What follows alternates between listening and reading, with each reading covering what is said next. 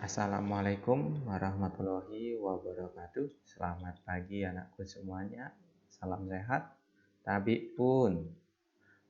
Baik anakku semuanya, apa kabarnya kalian di rumah semua? Semoga kalian dalam kondisi sehat semua, tetap semangat dan tetap kita belajar sebagaimana mestinya. Baik anakku semuanya, 3 minggu sudah berlalu, kita sudah belajar IPA. Yang sudah kita pelajari adalah tentang konsep gerak pada manusia, yaitu mengenai struktur rangka, otot, dan sendi, serta kelainan yang dialami pada tubuh kita.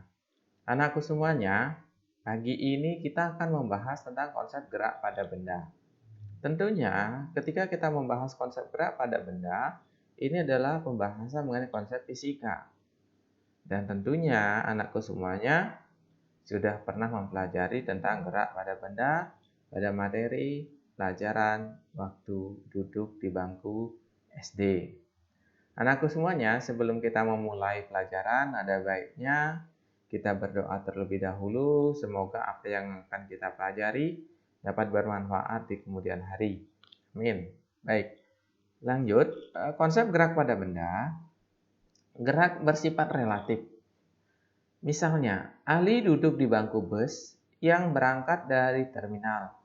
Pernyataan di atas dapat dikatakan, pertama, Ali dan bus bergerak terhadap terminal. Kedua, Ali tidak bergerak terhadap bus. Untuk menyatakan apakah suatu benda bergerak atau tidak, harus ada titik acuannya.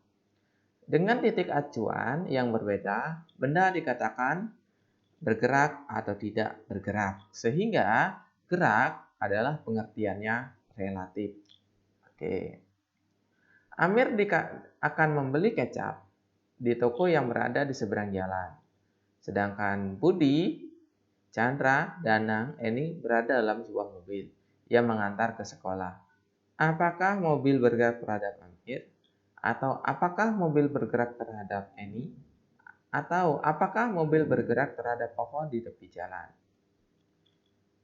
Jawabannya yang pertama ya, yang kedua tidak, dan yang ketiga iya. Baik, anakku semuanya, terkait dengan hal ini, gerak semu dan gerak sebenarnya. Ada dua konsep yang harus kalian pahami. Jika seorang naik kereta api ke arah barat, batang pohon di luar seolah-olah tampak bergerak berlawanan arah. Atau kita ke barat, dia kelihatan tertimur. Padahal sebenarnya batang-batang tersebut diam di tempat. Ini yang dikatakan gerak semu. Contoh gerak semu yang lain adalah gerak semu harian dan tahunan matahari. Nah, kecepatan dan kelajuan. Baik. Kecepatan adalah kelajuan yang disertai dengan arah. Sedangkan alat ukurnya adalah velocimeter. Jadi kecepatan merupakan besaran vektor yang mempunyai nilai dan mempunyai arah. Ini gambar dari speedometer. Alat ukur apakah ini?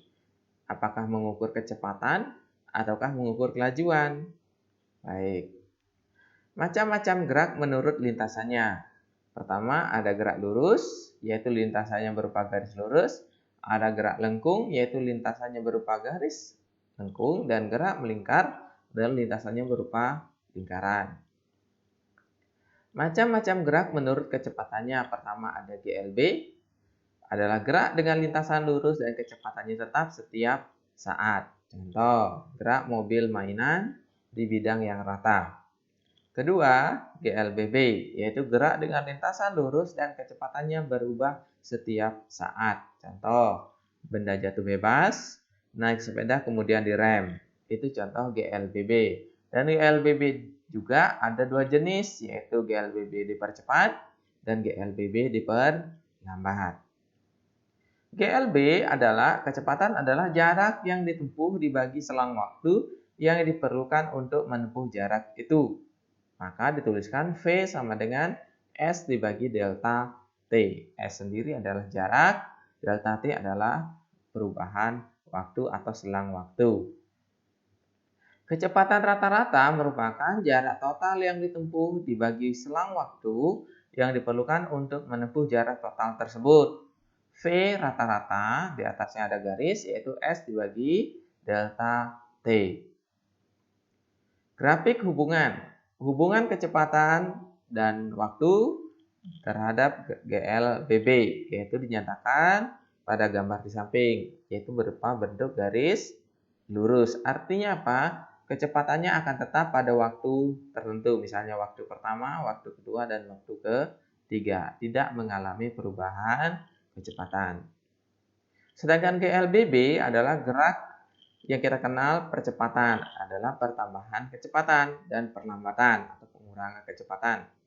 Kala berubah peraturan mengandung pengertian pertambahan atau pengurangan kecepatan adalah tetap setiap saat. Percepatan adalah perubahan kecepatan per satuan waktu. Dituliskan adalah A sama dengan delta V per delta T.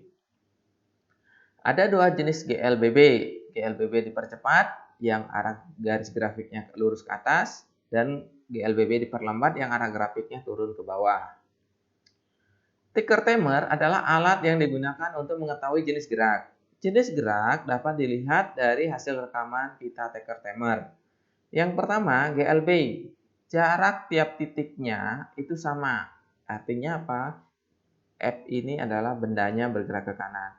GLBB dipercepat. Nah, ini lihat, tolong diperhatikan, diingat-ingat. Jarak titiknya kita ngebacanya dari kanan ke kiri, dari kanan ke kiri atau dari F ke kiri. Semakin jauh titiknya, sedangkan GLBB diperlambat, titiknya semakin dekat. Oke.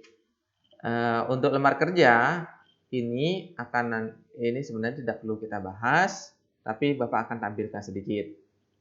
Misalnya seperti ini, prosedur kegiatan, hasil rekaman ticker timer atau perekam waktu, buat grafik. Nah, jadi seperti ini, jika dipotong-potong, jarak titiknya sama. Ini merupakan grafik GLB. Analisisnya tentunya kalian sudah paham. Tentunya kecepatan setiap potongan. Pastinya sama kecepatan tiap potongan itu. Nah, satu lagi yang Bapak ingatkan, kalian kan sudah megang buku IPA tuh di rumah. Tolong buku IPA-nya sering-sering dibuka dan sering-sering dibaca, latihannya dikerjakan. Nah, ini grafik percobaan juga. Ini kalau turunan ini berarti apa? GLBB-nya dipercepat. Kalau yang ini, kalau dia tanjakan berarti GLBB-nya diperlambat. Otomatis, kenapa? Karena kecepatan mobil pasti berkurang. Kalau ini kecepatannya bertambah. Nah, ini GPS. Tentunya kalian sudah paham. Berbeda dengan speedometer, biasanya mobil modern menggunakan GPS Global Position System untuk menginformasikan letak, kecepatan, arah, dan waktu secara akurat. Semua mobil melaju dengan GPS yang menunjukkan angka yang tetap, yaitu 20 meter per sekon atau 72 km per jam. Tahukah kamu apa artinya? Oke, baik. Demikian untuk materi pengantar untuk materi gerak. Kita sambung ke konsep gaya. Baik, konsep kedua yaitu mengenai konsep gaya. Gaya ini merupakan sambungan atau tambahan dari konsep gerak. Ketika ada gaya yang bekerja pada benda, otomatis benda itu akan bergerak. Makanya itu kita akan bahas konsep gaya. Sepeda yang kita kayuh atau yang kita goes dapat berjalan karena selama kita memberi gaya pada sepeda akan terus bergerak. Tanah liat dapat dibuat menjadi kerajinan keramik dalam berbagai bentuk karena kita memberi gaya pada tanah liat tersebut. Gaya ini bisa diartikan sebagai sebuah tekanan, tarikan, atau dorongan. Apakah gaya itu? Bagaimana pengaruh gaya terhadap benda? Yang pertama. Yang kedua.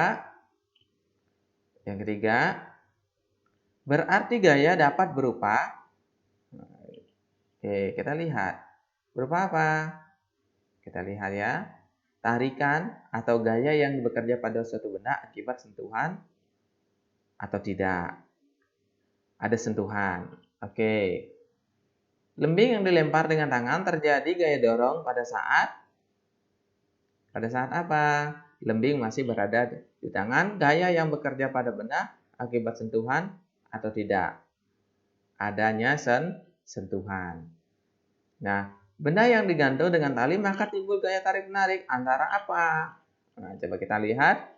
Berarti kalau kita tebak, berarti benda ini tarik-menarik antara bumi dengan benda. Kita coba tarik, lihat benda dengan bumi. Ada sentuhan tidak? Oke, berarti akibat apa ini? Kan begitu. Tidak ada sentuhan. Begitu juga yang ini, magnet.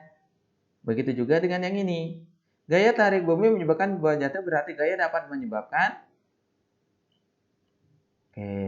gaya tarik yang diberikan menyebabkan mobil-mobilan bergerak, berarti gaya dapat menyebabkan perpindahan. Sambung lagi. Tangan memberi gaya menekan pada balon, berarti gaya dapat menyebabkan perubahan bentuk. Nah, begitu juga dengan yang ini. Menyebabkan apa? Nah, tentunya kalian sudah tahu ya, Nak ya. Sambung. Begitu juga dengan gambar ketapel. Nilai suatu gaya dapat diukur dengan alat neraca pegas atau yang kita sebut sebagai dinamometer. Satuan gaya menurut SI, satuan internasional adalah Newton, disingkat N. 1 Newton sama dengan 1 kilogram meter per sekon pangkat 2. Satuan yang lain lebih kecil dari Newton adalah din. 1 din sama dengan 1 gram meter per sekon kuadrat. 1 din nilainya sama dengan 10 pangkat negatif 5 Newton atau 1 Newton sama dengan 10 pangkat 5 din. Lanjut. Gaya dapat digambarkan dengan menggunakan diagram vektor berupa anak panah. Arah anak panah menunjukkan arah gaya dan panjang anak panah menunjuk besar gaya. Contoh menggambar gaya. Dibuatkan sebuah anak panah. 1 Newton ke kanan. Tambah lagi 3 Newton ke kanan. Tambah lagi 6 Newton ke kanan. Tambah lagi 8 Newton ke kanan. 5 Newton ke kanan. Penjumlahan gaya. Ingat, gaya itu dapat dijumlahkan. Untuk gaya yang searah, misal 10 Newton ke kanan ditambah 30 Newton ke kanan. Dua buah benda P ditarik oleh dua gaya 10 ke kanan dan 30 ke kanan seperti gambar. Berapakah resultan gaya? Resultan itu artinya jumlah. Jadi gaya itu ingat dijumlahkan. Maka hasilnya adalah 40 Newton. Bagaimana dengan gaya yang berlawanan arah? Kita lihat. Sama kita jumlahkan, tetapi ingat gaya yang berlawanan arah tandanya negatif. Ke kanan positif, yang ke kiri negatif. Maka hasilnya adalah 20 dikurang 30 berarti minus 10. Kenapa minus? Berarti benda itu bergerak ke kiri. Tanda min itu menandakan arahnya berlawanan dengan arah semula. Gaya gesek. Gaya gesek itu adalah gaya yang arah geraknya berlawanan dengan arah gerak benda. Seperti digambarkan, arah gesek ke belakang, arah gerak benda ke depan. Gaya gesek adalah suatu gaya yang terjadi akibat dua permukaan benda yang saling bersinggungan atau bersentuhan. Arah gaya gesek selalu berlawanan dengan apa? Arah gerak benda. Contoh, gaya gesek yang menguntungkan. Jalan raya dibuat tidak licin agar kendaraan tidak selip. Permukaan lantai dibuat kasar agar orang tidak menyebabkan terpleset. Dan permukaan rem sepeda dibuat kasar agar sepeda dapat berhenti saat direm. Contoh gaya gesek yang menguntungkan. Sol sepatu dibuat tidak rata agar dapat digunakan untuk berjalan atau berlari. Itu fungsinya. Terus sambung yang merugikan sekarang. Gesekan antara ban dan aspal dapat menyebabkan ban menjadi tipis. Itu contoh salah satunya. Salah duanya, gesekan di dalam mesin dapat menyebabkan bagian-bagian dalam mesin menjadi haus. Pastinya. Berat dan massa. Sekarang kita bedain ini. Apa itu artinya massa? Apa sih artinya berat? Tentunya kalian pernah mengalaminya. Berat benda berbeda dengan massa benda. Walaupun di dalam kehidupan sehari-hari sering rancu dan disamaartikan. Massa benda adalah jumlah materi yang dikandung oleh suatu zat. Sifatnya adalah tetap. Ya. Sedangkan berat adalah massa yang dipengaruhi oleh gravitasi. Berat merupakan gaya yang arahnya menuju pusat massa yang mempengaruhinya. Dengan demikian, gaya berat suatu benda di bumi dapat dirumuskan sebagai W sama dengan M kali G seharusnya. Contoh, massa benda 2 kilo, percepatan gravitasi 9,8, maka beratnya adalah, tinggal kamu kalikan, 2 kali 9,8. Baik, anakku semua, demikian pembelajaran hari ini. Semoga bermanfaat. Tetap stay di rumah, jangan kemana-mana, tetap fokus pada pelajaran kalian. Kita akan bertemu, mudah-mudahan masa pandemi cepat berlalu dan pembelajaran bisa dilaksanakan di sekolah. Bapak cukupkan. Jika ada yang kurang jelas, kurang paham, silahkan berdiskusi di WA group yang sudah kita buat.